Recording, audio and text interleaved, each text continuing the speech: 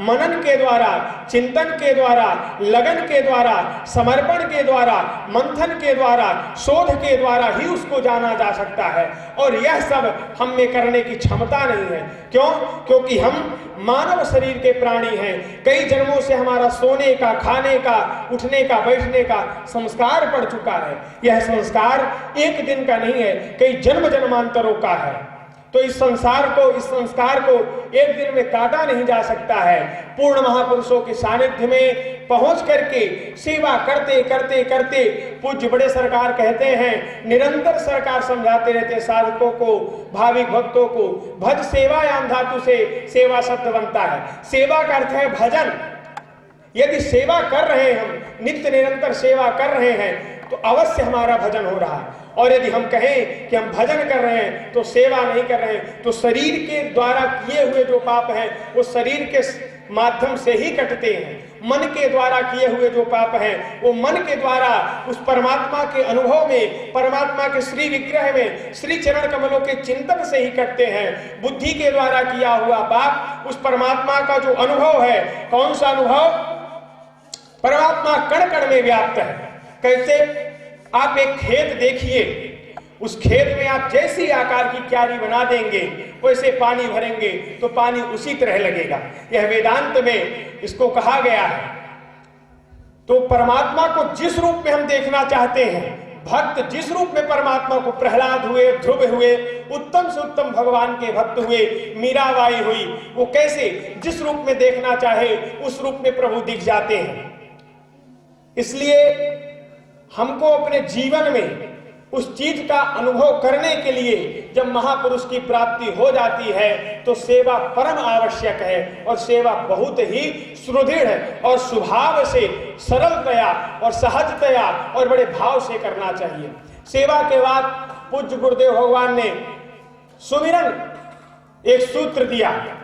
यह जो संपूर्ण अद्वैत वेदांत हो, द्वैत वेदांत हो, विशिष्टाद्वैत हो, द्वैताद्वैत हो, जो भी वेदांत के परंपराएं हुई, वेदांत के प्रवर्तक ऋषि महर्षि आचार्य हुए, उन सभी पूरे वेदांत शास्त्र का निचोड़ गुरुदेव भगवान ने 3 सूत्रों में हम आप सबको दिया है। सेवा, सुमिरन और समर्पण।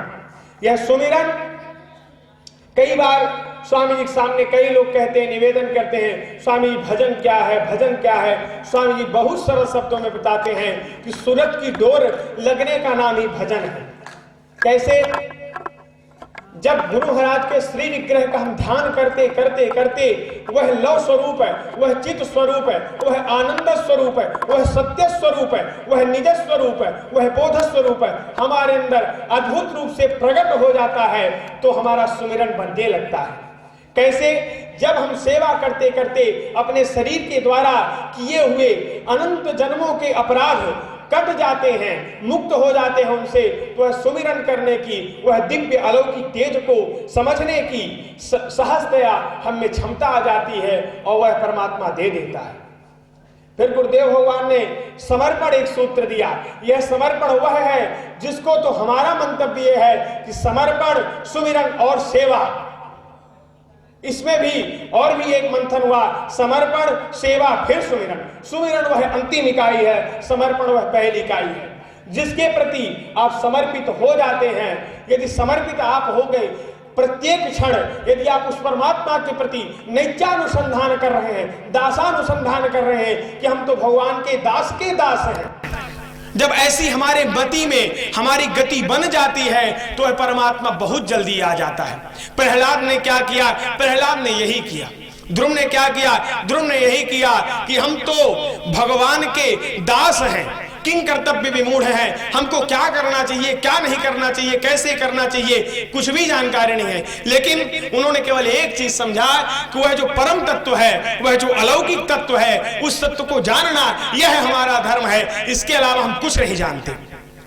क्यों हमारा धर्म है? क्योंकि हमारे आत्मने मोक्षार्थ जगत हिताय च। यदि हम स्वयं का कल्याण कर लिए, निज का कल्याण कर लिए, भागवत जी में भी प्रसंग चल रहा था तो उन्होंने बताया कि भागवत जी के द्वितीय स्कंध के पहले अध्याय में कल्याण स्वरूपम इक्षतः जो उस कल्याण स्वरूप को इच्छा करता है वह अवश्य मुक्त होता है। कैसे?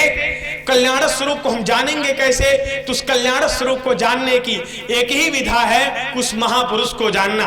तमाम सारे वेदांतों के वाक्यों में कई बार ये शब्द आते हैं कि किसी बोधि महापुरुष को जानना। यह कैसे जानेंगे? तो पुनः उस प्रसंग में चलते हैं। गोस्वामी जी ने लिखा, जहि जाने जहि देहु जनाई, जाने तुम्हें तुम्हें हो जाए। उस परमात्मा को तभी हम जान सकते हैं जो वो परमात्मा हमको जना दे। यदि हम उस परमात्मा को, वो परमात्मा हमको नहीं जनाना चाहता, हमारे पुण्य उतने प्रबल नहीं है, हमारे भाव उतने सुदृढ़ नहीं है, तो उस परमात्मा को हम नहीं जान सकते हैं। आश्रम में तमाम हजारों भक्त आते हैं नित्य प्रति, गुरुदेव भगवान के दर्शन करते हैं और पुनः चले जाते हैं। कई बार कई लोग कहते हैं, स्वामी सब लोग आते हैं चले जाते हैं, कोई भजन भाव की चर्चा नहीं करता। महापुरुष कहते हैं कि मानव शरीर का धर्म हो चुका है, कई जन्मों के संस्कार हमारे दृढ़ हो चुके हैं, इसलिए हम भजन के विषय में नहीं कर सकते चर्चा, भजन को हम जानने का प्रयास ही नहीं कर सकते। हमारा पुण्य क्षीण हो चुका है। उस पुण्य को जागृत करने के लिए महापुरुषों की सेवा करना चाहिए और भजन करना चाहिए और सतत प्रयास करना चाहिए। नित्यानुसंधान का पूज्य श्री चरण कमलों का सानिध्य प्राप्त होता रहे, यही महापुरुषों से कामना करनी चाहिए, यही निवेदन करना चाहिए, यही प्रार्थना करनी चाहिए। इस मध्य प्रदेश के नर्मदा तट के पावन धरा पर पूज्य गुरुदेव भगवान 1997 में यहाँ जब पदार्पण हुआ, किस लिए कि यहाँ एक का नहीं, हजारों का, लाखों का, करोड़ों का कल्याण करने के लिए पधारे। यह आप कल्पना करिए कि पौष का महीना चल रहा है और पौष में कितनी ठंड होती है, और जब 1997 में स्वामी जी यहाँ आए हुए होंगे तो उस समय क्या स्थिति रही होगी। क्यों? क्योंकि महापुरुष जब शरीर भाव से रहते हैं तो महापुरुषों को जान नहीं पाता वो क्या चीज है। अच्छे अच्छे महापुरुष रहे जो शरीर भाव से रहे, उनको कोई नहीं जान पाया। महापुरुषों को जाने के बाद, महापुरुषों को शरीर जब इस मृत्यु लोक में नहीं रहता है, तब उनको जानने के लिए, उनको समझने के लिए हम और भावुक हो जाते हैं। और जब तक रहते हैं तो हमारा वही भाव बनता रहता है कि यह तो केवल एक चर्म शरीर बैठा हुआ है, हमारे तरह ही शरीर की जितनी क्रियाएं हैं सभी नित्य क्रियाओं को कर रहा है। कैसे यह भगवत तत्व है, हम इसको कैसे भगवान मान ले, इसमें कैसे भगवान आ सकते हैं? क्यों? क्योंकि यदि तर्क में जाएंगे तो एक तर्क बहुत अच्छा सा है, वेदांत में हम बताते हैं, हम आत्मा है, आत्मा अल्पज्ञ होता है और परमात्मा सर्वज्ञ होता है। तो हम जीवात्मा कैसे उस सर्वज्ञ को जान सकते हैं? हम में कैसे शक्ति आ सकती है उस सर्वज्ञ को जानने के लिए? तो भगवान इसीलिए कहते हैं कि गोस्वामी जी ने बहुत अच्छा लिखा वहां पे, स्वांतः सुखाय, वह जो स्वांतः सुखाय तत्व है, तो अंतःकरणावच्छिन्न जो चैतन्य है, उस चैतन्य को तभी हम जान सकते हैं जब सोपाधिक चैतन्य हमको बतावे कि यह परम तत्व ऐसा है, इस परम तत्व को जानने का मार्ग ये है, इस परम तत्व को जानने के लिए इस मार्ग में चलेंगे, इतने समय के बाद इस तत्व को हम जान जाएंगे। क्यों? क्योंकि यह जो साधन और साधना का मार्ग है, यह कोई वाणी का विषय नहीं है, यह कोई कथा कथानक का विषय नहीं है। यह गुरु शिष्य परंपरा से कई युगों से, लंबे समय से चला आ रहा है। इसमें एक शिष्य बैठता है और गुरु के सानिध्य में, चरणों में, और शिष्य निवेदन करता है कि प्रभु वह परमात्मा कौन है, वह परमात्मा क्या है, वह परमात्मा कैसे है, उस परमात्मा का अनुभव कैसे कर पाएंगे। क्यों? क्योंकि यदि आप एक ही शब्द लें कि हमको उस परमात्मा का अनुभव तो ठीक ही है, हम अपना अनुभव कैसे कर सकते हैं, हम निज अनुभव कैसे कर सकते हैं, निज बोध कैसे कर सकते हैं? तो प्रभु यही बताएंगे कि पूज्य गुरुदेव भगवान बताते रहते हैं निरंतर कि नख सिख चिंतन की जो परंपरा है, नख सिख चिंतन की जो प्रणाली है, अपने गुरु स्वरूप की, अपने इष्ट स्वरूप की, उसी परंपरा, उसी प्रणाली से उस परमात्मा को हम जान सकते हैं। और यदि हम अन्य कोई भी कल्पना करते हैं समम करोति इति शंकर है, जो कल्याण करे। कल्याण कौन करेगा? जब सभी अनिष्टों को हटाने वाला कोई इष्ट मिल जाएगा, वही कल्याण करने वाला होगा, वही शंकर होगा।